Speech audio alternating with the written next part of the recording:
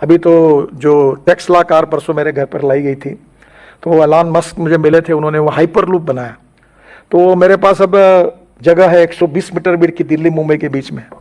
तो मैं दिल्ली से जयपुर इलेक्ट्रिक हाईवे बना रहा हूँ, जैसे रेलवे इलेक्ट्रिक पर जाती है वैसे ट्रक जाएंगे। अभी उसका काम नहीं शुरू हुआ, उस पर काम कर रहे हैं। और हाइपर लूप किया तो 2 घंटे में दिल्ली से मुंबई चले जाएंगे। तो टेक्नोलॉजी का उपयोग करके हम हमारे लोगों का जीवन सस्टेनेबल कैसे कर सकते हैं। और उसमें सबसे अच्छी बात है कि मैं जम्मू कश्मीर की सरकार को कोई पैसा नहीं मांग रहा हूँ, मुझे जरूरत ही नहीं आपसे पैसा मांगने की, क्योंकि पैसा कैसे खड़े करना इसका मैं एक्सपर्टाइज हूँ, मेरे पास है। क्योंकि मैं लाखों करोड़ बोलता हूँ, ऐसा नहीं मैं मेरी मीडिया वालों को बोल देता हूँ कि मेरे एक एक वाक्य को आपके पास लिख लेना, और एक भी काम नहीं हुआ तो मेरी ब्रेकिंग न्यूज लगा देना, क्योंकि मैं जो करता हूँ वही बोलूंगा और जो बोलूंगा वही कहूंगा। तो ये हो सकता है। हम कटरा में अभी इंटरमोडल स्टेशन बना रहे हैं, आपने ही सहयोग दिया है, बहुत बड़ा स्टेशन बना है। वहाँ हम लोग लॉजिस्टिक पार्क बना रहे हैं, बस पोर्ट बना रहे हैं, वहाँ पार्किंग प्लेस बना रहे हैं, काफ़ी सुंदर बना रहे हैं। और ये आपके सब स्टेशन के लिए मैंने मनोज कुमार जी को जो बैठे हैं उनको कहा कि मुझे ऐसा आर्किटेक्ट नहीं चाहिए। तो हबीब खान करके हिंदुस्तान के आर्किटेक्ट एसोसिएशन के ऑल इंडिया के प्रेसिडेंट हैं, वो मेरे मित्र थे, और वो यहाँ आके गए श्रीनगर, और आपके पूरे रोड साइड एमिनिटीज़ और कटरा से लेकर सब डिज़ाइन करने के लिए मैंने उनको कहा। और उनके जो डिज़ाइंस हैं आज मनोज कुमार जी जाने के पहले आपको दिखा देंगे, इतने सुंदर डिज़ाइंस बनाए हैं कि ये वर्ल्ड प्राइड की जगह से डिज़ाइन बनाए हैं। तो मैं आपको ये निश्चित रूप से जम्मू श्रीनगर में भी, यहाँ मैं कल कुछ व्यापारियों से मिला, मुझे रास्ते में तो कह रहे थे हमारा लॉजिस्टिक्स ये नहीं है, कॉस्ट बढ़ती है। तो मैंने कहा कि मैं आपकी लॉजिस्टिक कॉस्ट 2 साल के अंदर कम कर दूंगा। और दूसरी एक योजना जो मैंने अपने नागपुर शहर में पहली बार, आप रेलवे मंत्री थे, रेलवे से क्लियर की है, वो है ब्रॉडगेज मेट्रो। और वो तो यहाँ संजीवनी होगी, उसकी स्पीड गाड़ी की 140 किलोमीटर प्रति घंटा है। और वो जो मेट्रो है 6 डब्बे की है, 2 इकोनॉमिक क्लास, 2 बिजनेस क्लास और 4 इकोनॉमिक क्लास। और जम्मू कश्मीर में जो ट्रैवल एजेंट है उन्हीं को दो, प्रकाश ट्रैवल, कोई इसकी ट्रैवल, अकबर ट्रैवल, उसकी वही खरीद लेगा। नागपुर में हमने 100 मेट्रो ऐसी अब खरीदने का निर्णय कर दिया। मेट्रो की कॉस्ट 30 करोड़ है, और ये प्राइवेट 1 रुपए की इन्वेस्टमेंट नहीं इसमें। हमारी जो ब्रॉडगेज मेट्रो बनती है उसकी हमारी कॉस्ट 380 करोड़ रुपए पर किलोमीटर है। और जो मेट्रो मैं अब तैयार कर रहा हूँ जिसकी अनुमति रेलवे मंत्रालय ने दी, वो उसकी 1 करोड़ रुपए भी पर किलोमीटर कॉस्ट नहीं, मैं 900 किलोमीटर की बना रहा हूँ। तो श्रीनगर से जम्मू तक जितनी ब्रॉडगेज है उसके ऊपर ये फास्ट गेज मेट्रो ये 1-1 घंटे में चालू हो जाएगी। तो 140 किलोमीटर की स्पीड से तो जम्मू से श्रीनगर तो मुझे लगता है 2 घंटे में हो जाएगा।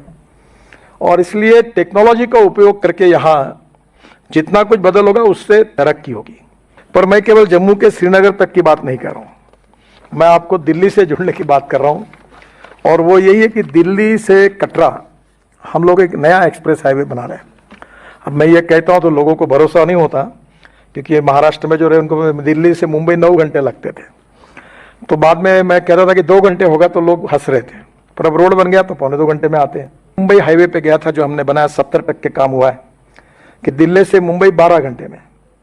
और मैं जब ट्रायल कर रहा था तो 170 किलोमीटर स्पीड से मैं गाड़ी में बैठ कर चल रहा था, पता ही नहीं चला कुछ, इतना अच्छा रोड बना है। और इस दिल्ली मुंबई हाईवे को हम दिल्ली कटरा से जुड़ेंगे, और दिल्ली से कटरा ये 6 घंटे में हो जाएगा। और इसमें ये जो हाईवे है इसके बारे में मैं श्रीनगर से भी कैसे इसकी सुविधा मिले, ये भारतमाला परियोजना के अंतर्गत 670 किलोमीटर लंबा दिल्ली कटरा एक्सप्रेसवे दिल्ली से लेकर अमृतसर कटरा से जुड़ेगा। और इस एक्सप्रेसवे के निर्माण के उपरांत दिल्ली से कटरा ये डिस्टेंस 6 घंटे में पूरा हो जाएगा। तो दिल्ली से श्रीनगर 8 घंटे में 2 साल के अंदर होगा, ये मैं आपको वचन देता हूँ। और अभी तो मैं देश में 4-5 जगह पर ऐसे ब्रिज बना रहा हूँ कि नीचे में 8 लेन रोड, ऊपर में 6 लेन ब्रिज फर्स्ट लेवल, फिर उसके ऊपर में 6 लेन ब्रिज सेकंड लेवल, और उसके ऊपर से ये पब्लिक ट्रांसपोर्ट सिस्टम और इलेक्ट्रिक। पुणे में बना रहा हूँ, शिरूर से लेकर वाघोली तक 50 किलोमीटर। चेन्नई में बना रहे हैं, मैंने खुद नागपुर में अपने शहर में मेरी कॉन्स्टिट्यूंसी में नीचे में रोड, ऊपर में ब्रिज और ऊपर में मेट्रो। तो ये टेक्नोलॉजी बहुत बदली हुई है। तो आपके यहाँ भी हम लोग इसका सबका उपयोग करना चाहते हैं। तो ये ropeway, cable car, funicular railway की, जैसे मनोज जी हिमाचल प्रदेश ने जो पॉलिसी पास की वो आप बुला लीजिए, और वो करके अगर आप मुझे देंगे तो जितनी रोपवे, केबल कार, फनिकुलर आपको कब्जे में बनानी है उतनी बनाने के लिए मैं तैयार हूं, आपको सहयोग करने के लिए तैयार हूं। और निश्चित रूप से इससे बहुत टूरिज्म बढ़ेगा और जम्मू कश्मीर के अनेक युवाओं के हाथों को रोजगार मिलेगा। बस पोर्ट यानी बस स्टेशन, अभी यहाँ मैं बसेस देख रहा था कल, तो हमारे यहाँ मैं मजाक में कहता था कि जहाँ हॉर्न छोड़कर सब बचता है। और आपका तो बहुत अच्छा है कि टप पर बैठे हुए लोग नहीं मिले। बिहार यूपी में मनोज जी जहाँ से आए वहाँ टप पर लोग बैठते हैं। तो पब्लिक ट्रांसपोर्ट को हमने निगलेक्ट किया है। अब एयर कंडीशन इलेक्ट्रिक पर चलने वाली बसेस जम्मू कश्मीर में आप शुरू करिए। ये मैं ट्रांसपोर्ट मिनिस्टर करके आपको कह रहा हूँ। और ये सस्ता है, टिकट आधा होगा, क्योंकि एक बेस्ट की डीजल की बस जब मुंबई में चलती है तो 115 रुपए किलोमीटर उसका खर्चा है। वो मैंने 100% बायो इथेनॉल पर चलाई, जो गन्ने के जूस से होता है। नागपुर में 35 बसेस चली, उसकी कॉस्ट 78 रुपीज पर किलोमीटर है। और जो इलेक्ट्रिक पर चलती है, पूना में अभी बसेस आई इलेक्ट्रिक की, कल परसों में पूना में ही था, कोल्हापुर कराड़ में। वो बसेस मैंने देखी, वो मैंने ही लाई। वो बसेस की 50 रुपए पर किलोमीटर कॉस्ट है। तो जम्मू कश्मीर की जनता टिकट रेट 25% कम करके 100%, अब एयर कंडीशन की यहाँ जरूरत नहीं है, पर लग्जरी बस में बैठ सकती है। और इसलिए आप इसको निश्चित रूप से करिए। तो एक मेरा आपसे सुझाव है कि अब ये जो हिल स्टेशन है, इसको आप अच्छे आर्किटेक्ट से इसका टाउन प्लानिंग जैसा डिजाइन कर लो।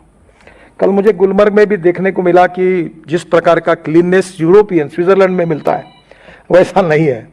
तो आप उस प्रकार का डिजाइन करके, क्योंकि इस सब के पीछे एक ही विचार है कि जम्मू कश्मीर के जवान लोगों के हाथों को काम कैसे मिले।